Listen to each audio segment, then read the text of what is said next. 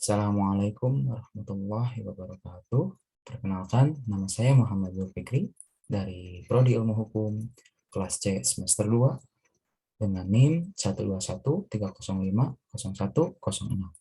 Adapun tujuan saya membuat video ini yakni untuk memenuhi ujian tengah semester genap yang ditugaskan oleh dosen saya yang terhormat Ibu Neng Nurhayani SHMH, lalu Bapak Dian Rahmat Gumelar SHMH. Pada kesempatan ini saya ditugaskan untuk mempresentasikan yakni materi dari penundukan secara sukarela terhadap hukum perdata Eropa atau perdata Barat. Langsung saja kepada materi. Di sini akan saya sharekan materinya.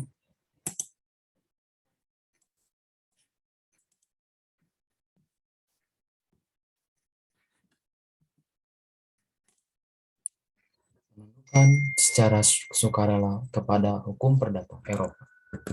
Sebelum kita memasuki materi tentang penundukan secara sukarela ini, kita wajib mengetahui dulu apa itu hukum perdata. Apa sih hukum perdata itu?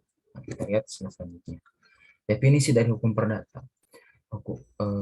Menurut Profesor Subekti, yang dimaksud dengan hukum perdata adalah segala hukum yang mengatur kepentingan perseorangan. Lalu kemudian Profesor Sudikno mengatakan bahwa hukum perdata adalah hukum antar perorangan yang mengatur hak dan kewajiban perorangan yang satu terhadap yang lain di dalam hubungan keluarga dan di dalam pergaulan masyarakat.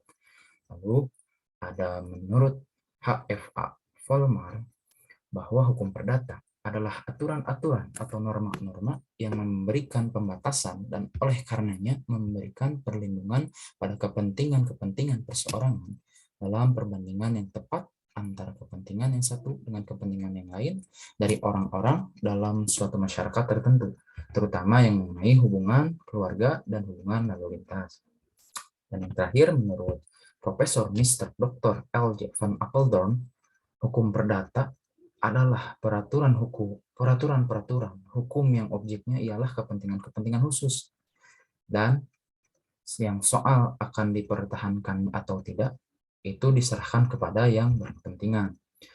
Sebenarnya masih banyak juga istilah-istilah dari definisi hukum perdata ini menurut para ahli. Namun pada intinya hukum perdata ini adalah suatu kajian yang yakni kajian yang utamanya adalah peraturan tentang perlindungan antara orang yang satu dengan orang lain. Tetapi perlu diingat bahwa di dalam ilmu hukum, subjek hukum bukan hanya orang, tetapi badan hukum pun termasuk subjek hukum. Lalu kembali kepada materi, ketika masa pemerintahan Hindia Belanda di Indonesia, tepatnya setelah runtuhnya VOC, tepatnya juga pada masa Regerings dan juga Indisch Staatsregeling, kependudukan di Indonesia ini terbagi menjadi 3 golongan sesuai dengan pasal 163 ayat 1 Indisch Regeling yang membagi menjadi 3 golongan. Yang pertama adalah golongan Eropa. Golongan Eropa ini sudah jelas merupakan warga Belanda asli. Lalu yang kedua adalah seluruh warga Eropa. Lalu yang ketiga seluruh warga Jepang. Lalu yang terakhir adalah semua orang yang bukan dari Belanda, namun aturan hukum perdata keluarganya sama dengan hukum perdata Belanda. Lalu yang terakhir adalah anak-anak daripada poin yang saya sebutkan tadi. Lalu yang kedua adalah ada golongan pribumi. Golongan pribumi ini adalah golongan asli dari Indonesia. Yang pertama ada orang Indonesia asli yang tidak berpindah golongan. Lalu yang kedua orang asing, yang artinya bukan dari orang Indonesia, namun karena ia telah lama berbaur di lingkungan pribumi, maka ia termasuk golongan pribumi. Lalu yang ketiga ada golongan timur asing. Ini berdasarkan pasal 163 ayat 4 Staatsregelung bahwasannya golongan timur asing ini terbagi menjadi dua. Yang pertama ada golongan timur asing, lalu yang kedua adalah golongan Tionghoa. Golongan timur asing sendiri ini adalah golongan yang di luar Tionghoa, seperti Arab, Pakistan, India, dan sebagainya.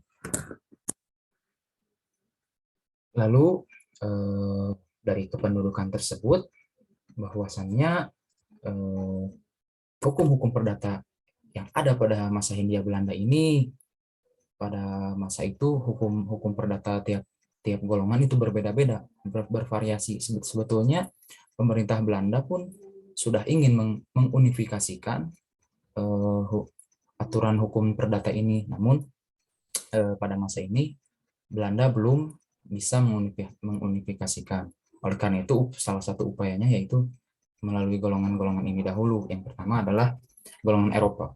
Golongan Eropa sudah jelas bahwa golongan Eropa itu berlaku Kitab Undang-Undang Hukum Perdata dan Kitab Undang-Undang Hukum Dagang yang diselaraskan dengan Burgerlijk Wetboek dan Wetboek van Koophandel.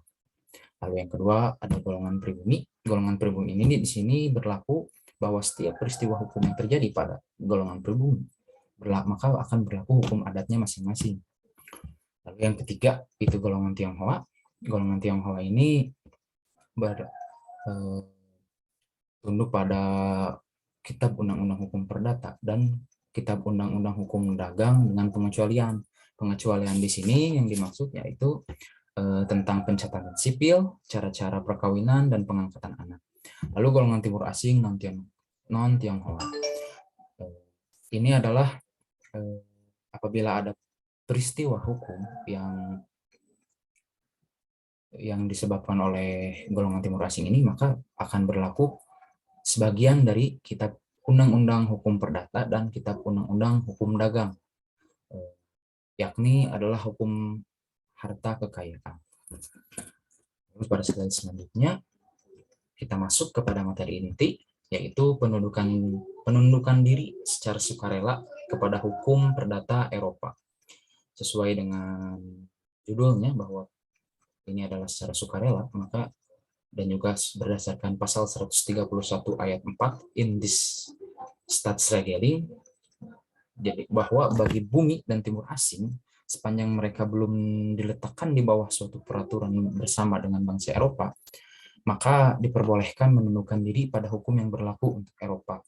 Dari sini maka dibentuklah dari Staatsblad tahun 1917 nomor 12 ini, maka dibentuklah suatu lembaga yaitu penundukan diri secara sukarela kepada hukum perdata Eropa. Lalu penundukan ini juga terbagi menjadi 4 bagian.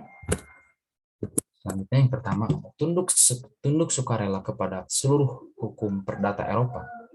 Lalu yang kedua, tunduk secara sukarela kepada sebagian hukum perdata Eropa. Lalu yang ketiga, tunduk secara sukarela kepada hukum perdata Eropa mengenai suatu tindakan tertentu.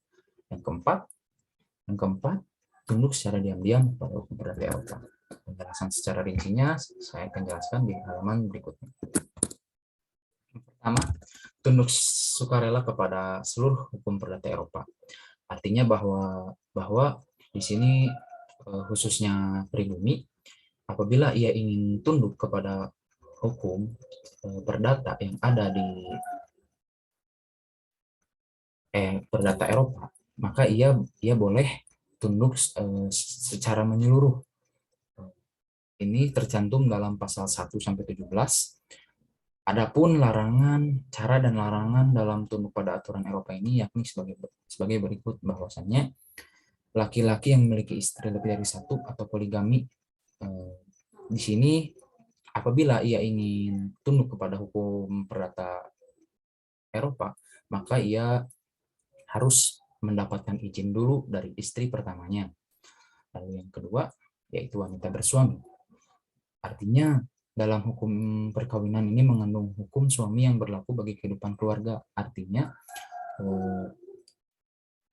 karena pada hakikatnya suami ini adalah kepala keluarga, maka hukum perdatanya ini ikut kepada suami. Jadi apabila suaminya ini ingin ikut perdata, apabila suaminya ini ingin ikut dan tunduk terhadap hukum perdata Eropa, maka secara otomatis keluarganya pun dan anak-anaknya pun, baik istri dan anaknya, otomatis juga akan tunduk terhadap hukum perdata Eropa.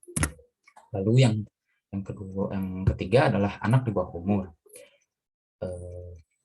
Dewasa sendiri, kategori dewasa di Belanda pada saat itu adalah ketika seseorang telah mencapai usia 21 tahun. Apabila ada orang yang belum mencapai usia 21 tahun, maka ia belum atau tidak cakap dalam hukum. Artinya anak ini belum bisa tunduk terhadap hukum perdata Eropa.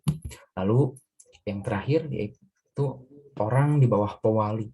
Maksudnya adalah orang yang telah dewasa atau belum, namun orang ini dalam keadaan sakit ingatan atau tidak normal dalam daya berpikirnya, atau bisa kita katakan orang ini dalam gangguan kejiwaan atau orang gila.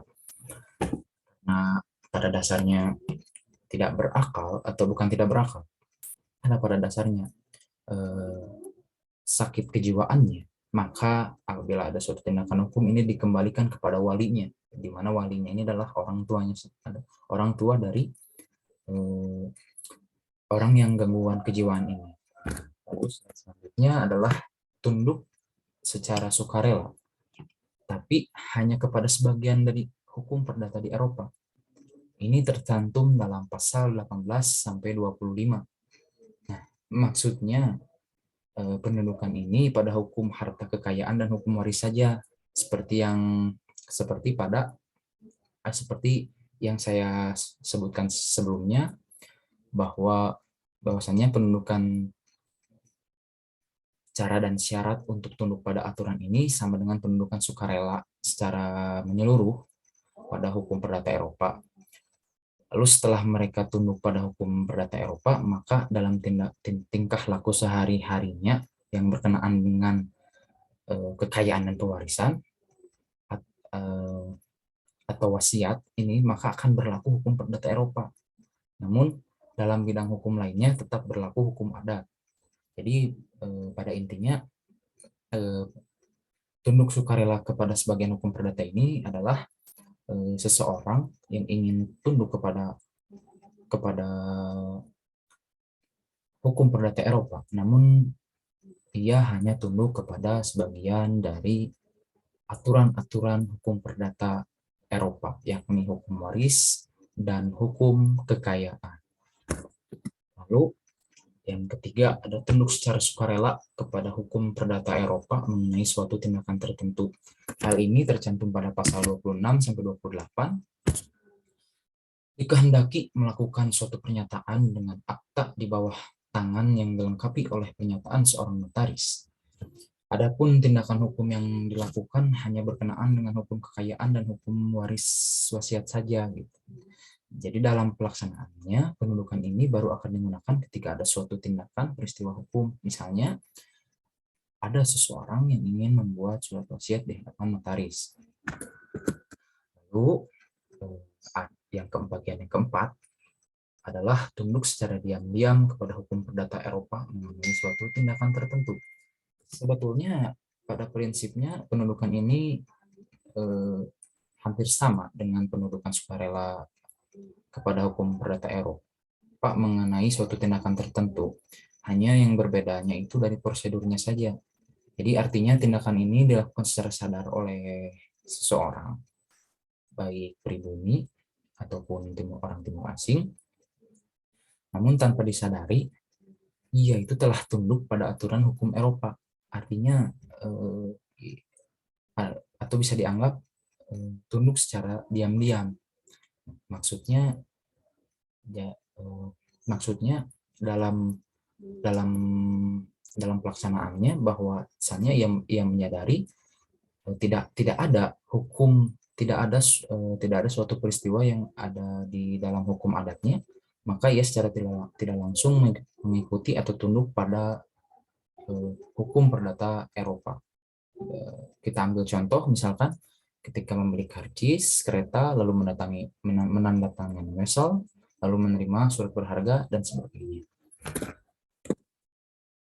Nah, kemudian pada slide selanjutnya, penundukan diri secara sukarela ini menghasilkan yang pertama, ketentuan pasal 13 dari Algemeen Belpang itu secara otomatis menjadi tidak berlaku.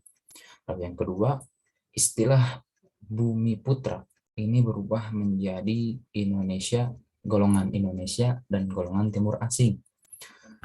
Lalu yang ketiga, pada tahun 1939 aturan ini diberi tambahan dua pasal, yaitu pasal 30 dan juga pasal 31 yang isinya berkenaan dengan Badan Hukum Indonesia. Pada intinya, penundukan secara tidak langsung ini merupakan suatu proses dalam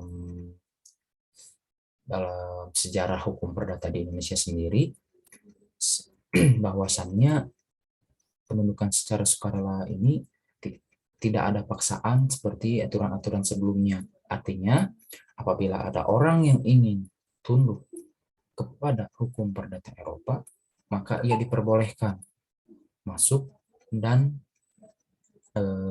tunduk pada aturan hukum perdata Eropa.